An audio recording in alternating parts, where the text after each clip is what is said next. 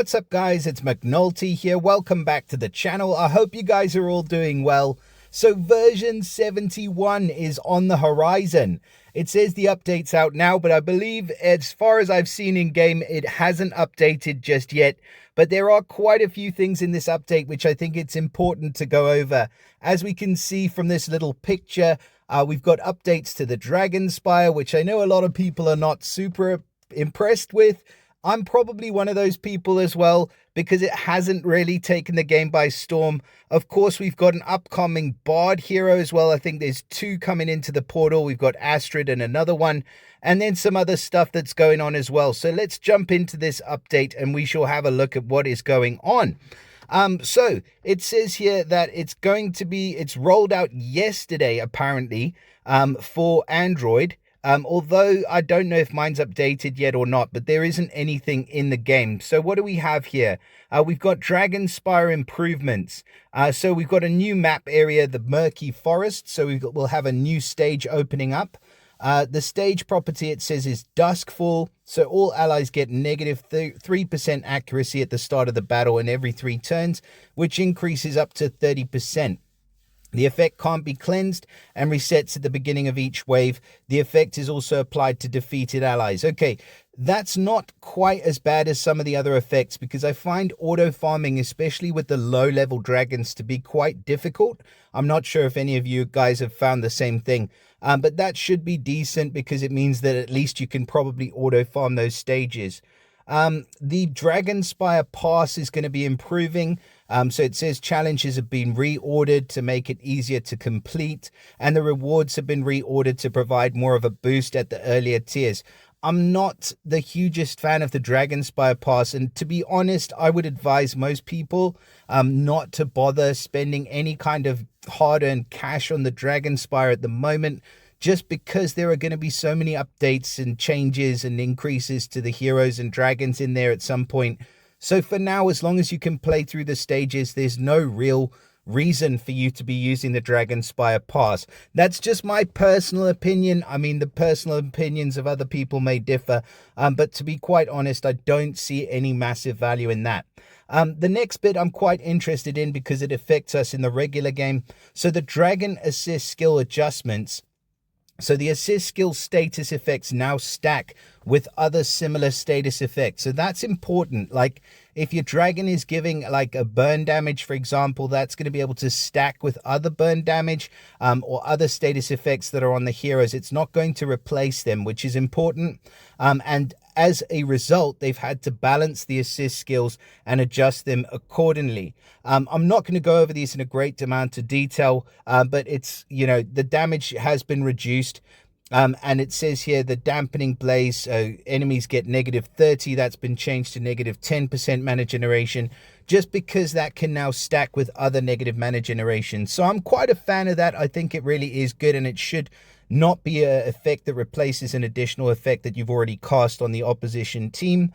We can see with the Sacred Flame, again, the damage has been reduced, and the allies healing is 40% of the dealt normal damage for 5 turns. The Wounding Blaze, again, that's the decrease in healing and a decrease in the damage. And Corrosive Blaze, there we see it's gone from negative 40 to negative 20% defense for 5 turns. Now, I'm not sure whether that's going to stack. Most defense down effects don't stack, but it does say here that all assist skill status effects now stack with other similar effects. So I'm not sure whether that then means if you've got negative defense down on the enemies, whether that extra 20% defense is going to stack on top of it. Or at least for the duration of the turns. That'll be interesting to find out. Again, also with the Protective Breath, where there's an increase in the defense, we'll see whether or not that actually does stack. If it does, I think it's going to be quite interesting, especially things like the critical chance here we see with the next one. Can that now stack on top of itself? If you give a crit up, say you've got a crit up of 50%, will that add an extra 30% critical chance for 5 turns? Remains to be seen. Cleansing Flame, so health regeneration. Esoteric Flame, another health regeneration. Fortifying Flame, so we're increasing defense against special skills. And then negative accuracy again, we'll see if that stacks as well. Increases in attack, decreases in attack. Pretty much just all of the assist skills. I'm not, like I say, I don't want to go over every single one because I think that there is some other really important information in here. So we'll skip over those last ones. The Raid Brawl. So Raid Brawl represents the first steps towards revitalizing PvP and making it faster and more fun to play. This is, like I've been saying before, the lifeblood of the game is PvP content. So anything that we can do to make it more fun, I'm all for. And, you know, we've been stat with the same thing for a long time now. So if you have a problem with changes coming to the PvP content, I really don't think that you kind of get the point. If you're keeping something the same for years and years on end, it's just going to stagnate, and there needs to be change and there needs to be freshness in order to keep things new. And I think that it's way overdue for changes like this to happen. So let's see what they've done. So it's a special event where raids are enhanced with several effects. We've got combo damage, so the multiplier increases. That's for like cascades and combos. Earlier tiebreakers. So I think that they have tiebreakers, not in all of the formats, but the tiebreakers do take a while to kick in, especially as we've just seen in the 4-star raid tournament. That has been pretty frustrating to the point where, you know, you often end up waiting for the tiebreakers to be able to cut through, especially the 4-star toon heroes. So that should make that a bit more interesting and a bit faster, like they say with the battles. Troop damage against weaker elements is increased. It says the effect is reduced when using multiple heroes of the same element. That might not be the greatest thing in the world, but it will sort of allow you to use, or what's the word I'm looking for? Almost force you to use heroes of other elements where you're not stacking sort of mono heroes, because the effect or the attack for the troops is not going to be as strong. But then they've increased the damage against weaker elements, it says. So it may well balance itself out. Critical chance for all troop attacks. Critical troop hits reduce max health. That's interesting. So you get a critical hit, there's going to be a max health reduction attached to that as well. And then slightly adjusted the general balance of attacker versus defender. Now, there's always been, in the game, when you've got a defensive team, there's always been a extra boost to the defense of the defensive team. I'm assuming what that means is that they may well have adjusted that to reduce the defense of the defensive team, which should make things a little bit easier for the attacker. That's what I'm assuming. Don't quote me on that, but that's the way I think it should be working, and that is a good step in the right direction. It says win raids during the brawl to unlock a raid brawl chest. One chest collected per event. Will be interesting to see what actually that chest contains, if there's any decent rewards in there. Then the Challenge Festival 2 will be coming back on November the 14th. And the Challenge Festival will have updated quest stages and enemies and 2 new legendary heroes. Unfortunately, again, no rare or epic heroes. Why they don't look to include some rare and epic heroes within the Challenge Festival, I have no idea. We really would like another bard. At least I'm speaking for myself. I'd like an epic bard or two to go alongside Astrid and Bonzo, who will be our new heroes in there.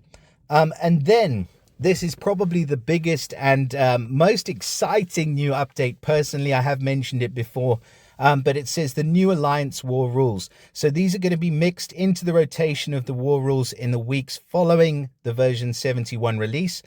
It says it's time to spice up the Alliance War with some new flavors. I like that. The following new rules will be added in version 71. We welcome your feedback on this feature. I hope you mean that, because you are going to get some feedback and not everybody's going to love it. So we will have a bloody war. That means healing, revival, and similar effects have no effect.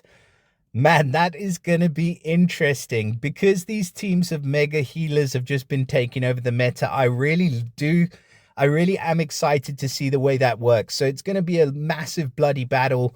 People are going to be throwing their toys out the cot. But again, defenses that cannot heal are you're going to have to think about who you're putting up on your defense. We should be used to the Bloody Battle tournament format by now, so you'll know which heroes work slightly better. Heroes with fiends and things like that are really going to be dominating in that format, but that'll be really interesting to see. So that's the Bloody War. We're also going to have the Cloverfield.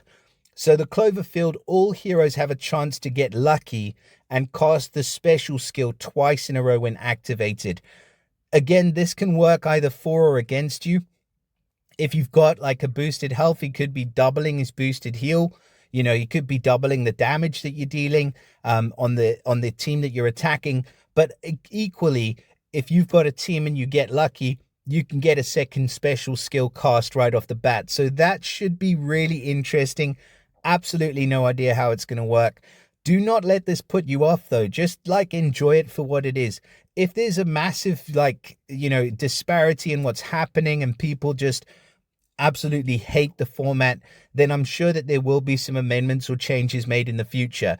But I think that this is probably maybe, I would say, going to affect those not playing at the top less than it will affect those in the current meta, because they will have to adapt drastically to accommodate these new war types, where a lot of us who are maybe in the top 100 or maybe just below the top 100 alliances will be able to have a lot more fun with these war formats. And that's what it's all about, just enjoying the game, finding new and innovative ways to be able to tackle these wars. So yeah, I'm all for it. So the Cloverfield is the second war type. And then the last one is Ancient Terror, which is exactly what it says. So when activated, inflicts insanity on all heroes. It doesn't say how much insanity, but insanity, as we know, will reverse the special skill cast. So that could be a really, really interesting format and quite a frustrating one. I think the most straightforward one is going to be the Bloody War, and I really do like that one. But it remains to be seen. The other two, we'll see how we settle into those as they come and filter into the game. The friend inviting, so this is actually quite important. It says they're improving the rewards for inviting friends to play Empires and Puzzles to make sure everyone has a chance to earn the new rewards. The invite tracker will be reset to 0 for all players. So for inviting, you get 300 gems, 10-day premium VIP, 10-day premium time saver VIP. For each successful invite, 300 gems, 10 days basic VIP, and 10 days basic time saver VIP. Those rewards are pretty decent, actually. And then inviting milestones. So depending on how many friends you invite, you get anywhere from 500 up to 3,000 gems. And then you get the VIPs. VIP Dragon Avatar, currently with 3 friends. But now it's been switched to 1. And then the premium time saver VIP is also thrown in there as well. You can get up to 30 days premium time saver VIP for adding anywhere from 15 friends up, which is actually a really good way for, helping folks within the game to promote the game to their friends. And I think that there's not enough rewards and not enough things like this being done for people. So it is nice that they've increased that as well. What other things do we have in here that I want to mention? So I'm not going to go over all of the improvements, I don't think. So Dragon Assist skills, Dragon Raids have been changed. The Fated Summon Refresh Timer, what's up with that? So it can now be seen after all summons have been completed. Could it not before? It changed the description of an effect. There's really not a huge amount else in here, to be fair. I think the main things are going to be the war, the new war types, which I really, really do like. And then the not so much the challenge festival, but the raid brawls. So changing the raid slightly will be good. And it says they're the first steps towards revitalizing PvP. So we'll see what the second and third and fourth steps all are. And then making it so that these Dragon Assist skill adjustments do stack with other status effects. That should make it easier for us to run through and play through the map stages. So that is pretty much everything for the version 71 update that is out. We will see how it beds in, but I'm really excited for a lot of these new changes. And I do think there's just a brief sort of bit before I end.